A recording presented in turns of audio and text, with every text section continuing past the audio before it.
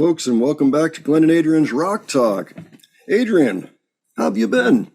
Oh, I've been okay. Oh, that's great. That's great. Yeah, it's been a little while. Yeah. But you know how it is. We get busy, and the holidays came. We sincerely apologize for taking so long between episodes, and we're taking steps to rectify that so we start actually consistently putting out videos. We're going to shoot for one a week. We'll see how that goes. I think it's probably going to go okay. But yeah, so today's subject is Jeff Beck's Truth album, really the Jeff Beck group. I actually got a request from one of my friends to do an episode on Jeff Beck. Oh, that's good. Yeah, that's timely. Anyway, hey, dude. Putting a shot at it. Absolutely. Yeah. Anyway, yeah. Well, we're happy to do it because, I've always liked Jeff Beck. And I'll be honest, I have a story that I think is similar to a lot of people's stories, is that I knew who Jeff Beck was. I enjoyed his playing, but I never really fully grasped what he brought to the table that others didn't. And that is that he used to play fingerstyle using his whammy bar and his tone controls and his volume. And it was just like a little language there. And that's all it was. He didn't even need effects pedals. He would use them from time to time, but he didn't need them. You know, you could put him on any guitar and any amp, and he would sound just like Jeff Beck, you know. And he had that really special fluid playing that's very unusual and became very influential. I'm kind of embarrassed to say I hadn't paid much attention to Jeff Beck, except I knew that he was a great guitar player. Yeah. And I never really heard any of his music until really recently. I listened to Truth for the first time, really. He does know a lot of tricks and gimmicks and uses them occasionally, but he doesn't rely on them. And you hear him play and you know he's playing good guitar. That's right. He just seems to hit the right notes. You don't know what notes he's going to hit, but as soon as he plays it, it's the right one or something. Yeah, he was quite a player.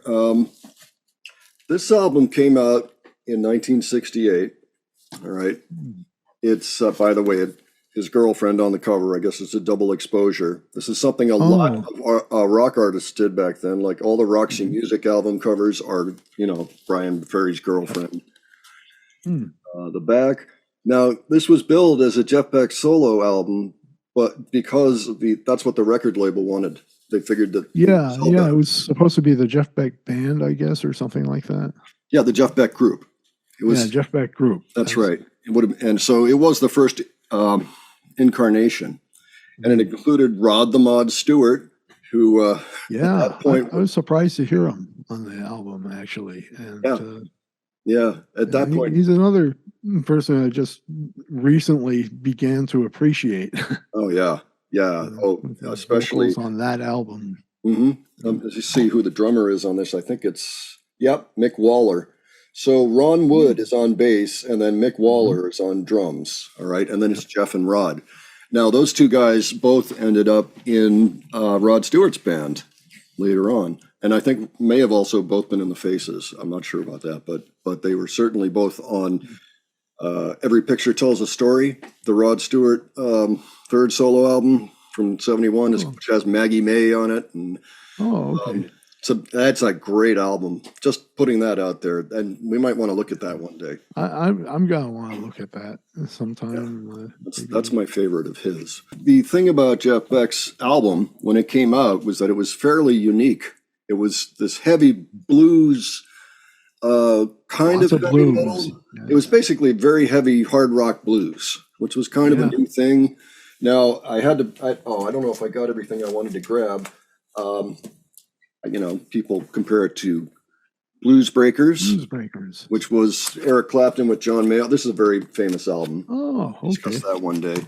It's got All Your Love. Cream was another kind of a touchstone at the Deluxe time. CD version of that album. Yeah, and it also came out after Blue Cheer's Vincebus Eruptum, which a lot of people think is the first heavy metal album. However, this is very different in that it's easier to hear everything. Yeah. Guitar playing Not quite is so loud. Yeah, I love Blue Cheer. Don't get me wrong, but I Yeah, think Jeff Beck was a better player than Lee Stevens, and so it really kills. It's a great album, but it also may have done a lot of influencing of the very first Led Zeppelin album. Oh yeah. Yeah, so Shapes of Things. It begins with a riff that reminds me of a Zeppelin song. Oh yeah. So the first song on it is it's a remake of a really famous Yardbirds track, "Shape of Things," and of course Beck was in the Yardbirds, and so was his good pal Jimmy Page. So they actually knew each other from childhood, as it turns out, and so they were good friends, and I guess had been their entire lives. But in 1966.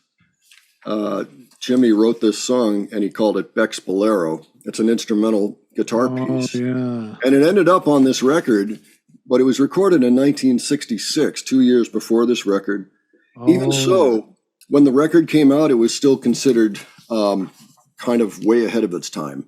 Oh yeah, it has kind of a well, of course it's a bolero, but it's got this very psychedelic vibe to it too, a very hard rock and psychedelic vibe. Oh yeah, with the the screaming guitar. I wish I wrote it. Yeah, yeah, it kind of sounds, I don't know. It's definitely inspired, and it had Keith Moon on it too, which is kind of fun. Yeah, that's awesome. Yeah. So, I mean, but Shape of Things was the first song. That one does have similarities to Zeppelin's Out on the Tiles. Yes. Yes, that's the song I was thinking about, Out on the Tiles. Yeah.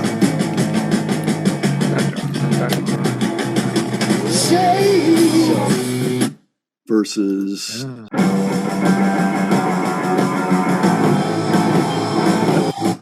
So, I mean, that and so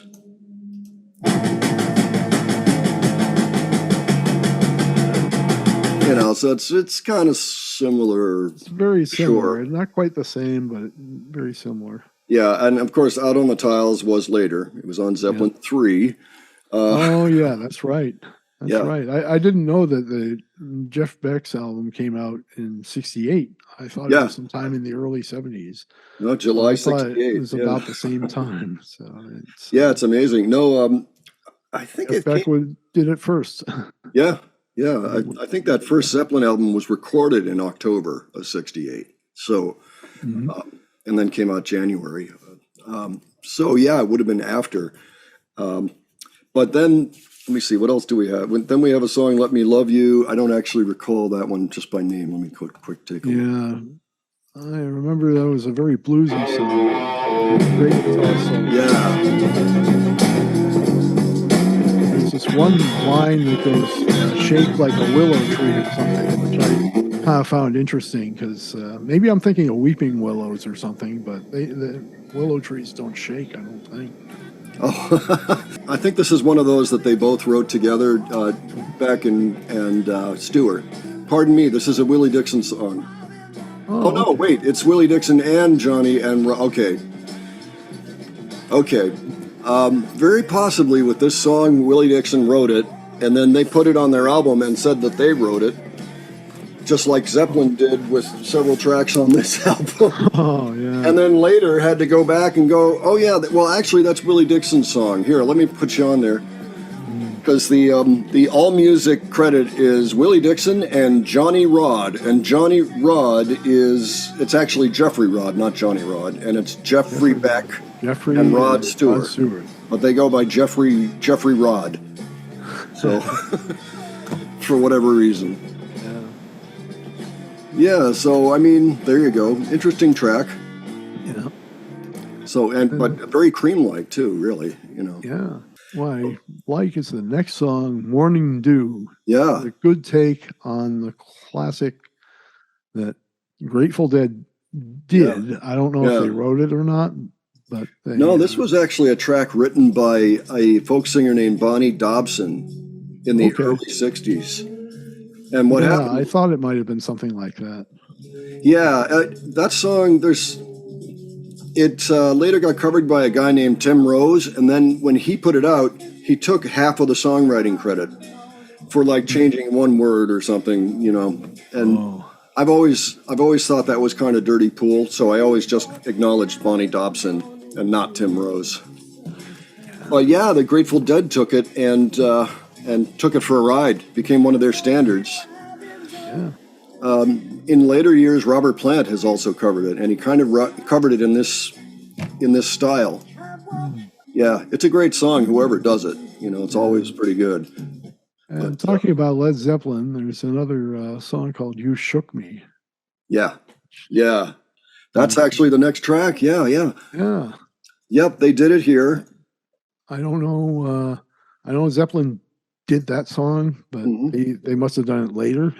That's right, they did. Now that I know that the Jeff Beck album came out in '68. Yeah, that's right. That's right. And it was shorter, but it was similar, but it was shorter.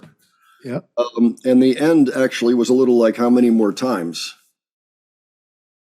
That's not what I was thinking of. I'm thinking about Dazed and Confused. The end of Dazed and Confused. Oh, yeah. That's why I was confused for a minute. Yeah, sorry about that. So it was this part. See that against. So anyway, very similar, really. Yeah. So, yeah, so pretty interesting. My understanding is that when Jeff Beck heard the Zeppelin version, he cried. And speculation is he thought, okay, that's a lot better than mine. But who knows? It may have just been that he thought, wow, that's really great. You know, we should come up with that. But because, you know, if you ask me, Zeppelin did a better job on that one. Yeah. But, very interesting how many parallels there are so far between the two albums, you know, the Zeppelin and then we get to Old Man River, and which is interesting in that the guitar tracks keep panning back and forth. Oh, yeah, I think I noticed that. Yeah, which is kind of a trademark of the first Zeppelin album in particular, and the second, you know, maybe the third. It just happened. I just noticed, you know, it starts really mellow and then it gets into a heavier chorus afterwards. It starts very quiet. See, like it's going like that. Yeah. Anyway, it's just the way they put that together sounds like the first Zeppelin album in a lot of ways. You know, interesting track, kind of a funny one to stick in there, but it works. And then they do Green Sleeves, which to me was only significant in that Jimmy Page also went for an old English track, an old English song. Yeah. And, you know, it was a little interlude on the album. That's exactly what Jimmy Page did with Black Mountainside on this, which was originally a song called Black Waterside, which many artists have done. Oh, Lassie, come home. You know? Yeah. My question is, what's a plimsoll? A plimsoll. A rubber-soled, a sneaker. Yeah, so, and that one, it kind of reminded me of Rock Me Baby. I think this is another Jeffrey Rod. Yeah. Yeah, it's basically Rock Me Baby, which was on Vincibus Eruptum, by the way, which year? Oh, okay. So that's interesting. Yeah, I remember it now. Guitar solo was pretty cool in this song too. Oh yeah. Well, I mean, throughout the record. Oh yeah. Yeah, I like all the guitar solos on this album. Up more panning. You may not be able to hear it, but I mean, there is heavy guitar pan all over this album. I noticed. I did notice when I played it on my iTunes. Or music program, as it's called now. I did notice the panning of the guitars. Oh, yeah. So then that brings us back around to Bex Bolero, which the spaciousness of this thing is, you know. I mean, yeah, it's an awesome song. Very psychedelic vibe to it, I think. So here, let me see who was on this again. Keith Moon, you said? Keith Moon was on it for sure, yeah. John Paul Jones is on bass. On bass. Nicky Hopkins is on piano, and then Keith Moon on the drums, and of course Jeff Beck. Yeah. What a band! Yeah. I really like this one. I love this.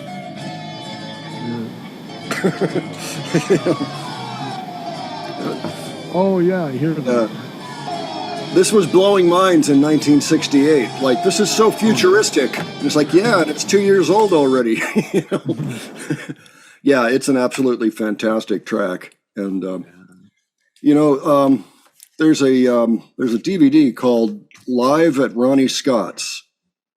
A Jeff Beck DVD called Live at Ronnie Scott's from the mid 2000s. I'm pretty sure he plays that. But the whole thing is just amazing, and it's video too, so you can watch the show. Well, DVD, of course, but Live at Ronnie Scott's. It's worth seeing if you ever. Write that down. I'll write you. I'll send you an email. Let you know. Or I'll text you or something. Yeah. All right. Well, I finished writing it anyway. Okay. All right. So that brings us to Blues Deluxe, which I believe Joe Bossanoma, which is kind of a more more modern guitar god type person, has played this one before. So all I could say about that is, as the title says, it's a Blues Deluxe. Yeah.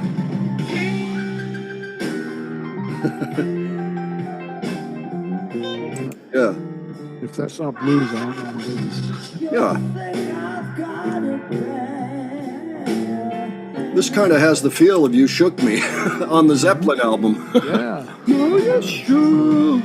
Some people say love is just a gamble. I mean, okay, they grew up together. They were in a band together. Anyway, so it's kind of a standard, but it's okay.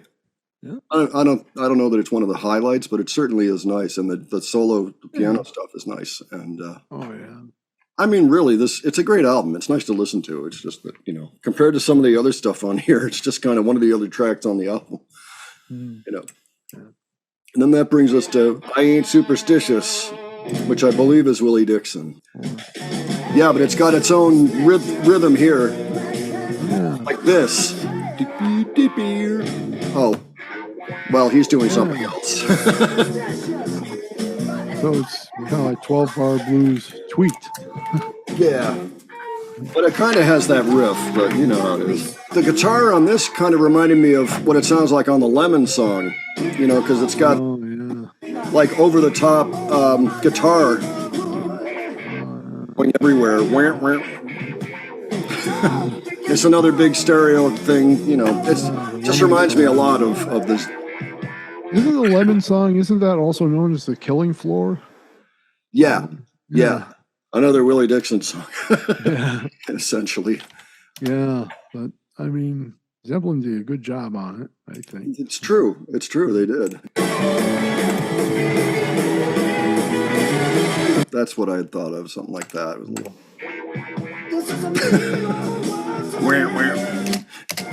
Anyway.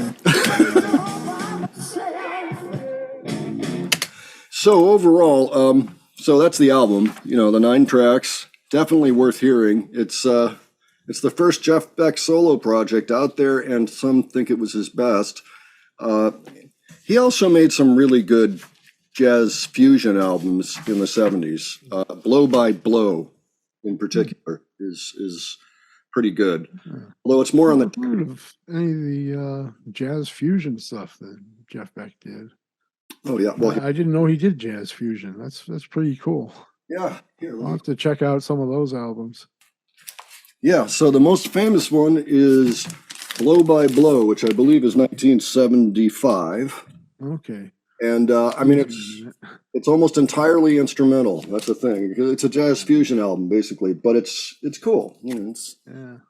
But yeah, it's kind of more like the technical stuff is kind of more fun. There are things that hit you emotionally, like on that last album, but not as much for me. Like, 'Cause We've Ended as Lovers is really good. There's some good tracks on here for sure. But generally, Blow by Blow, huh? Yeah.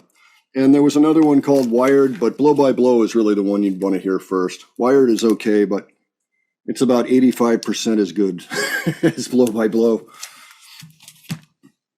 Okay, I got that written down. Yeah, so there you go. It's a shame to lose the guy. I wanted to mention too, just by the by, Rick Beato, who's got a big music channel on YouTube, Beato, Rick Beato, put out an appreciation video of Jeff Beck about 2 or 3 months before he died. And it's fantastic. It was actually that video that first got me to realize that Jeff Beck was a kind of a national treasure, or not, well, for the UK, I guess, but you know what I mean? He was a treasure. There was something very special about him. And I only really got to understand that around that time when that video came out, and it's well worth checking out. I just wanted to give him a shout out on that. But yeah, these older guys, it's, we're lucky to have them, and we won't always, but we need to give our appreciation where we can, and Definitely. Yeah, and people keep. I mean, at this writing or at this time of the recording, we have David Crosby has passed away. Tom Verlaine, the guy that started Television, which is a really good band. One of those. Oh yeah, I've heard of that.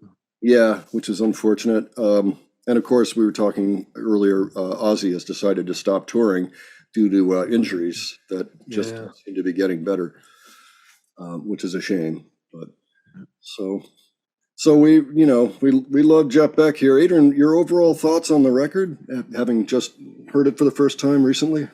It's a great blues record for one thing, and Jeff Beck is even better than I imagined on the guitar.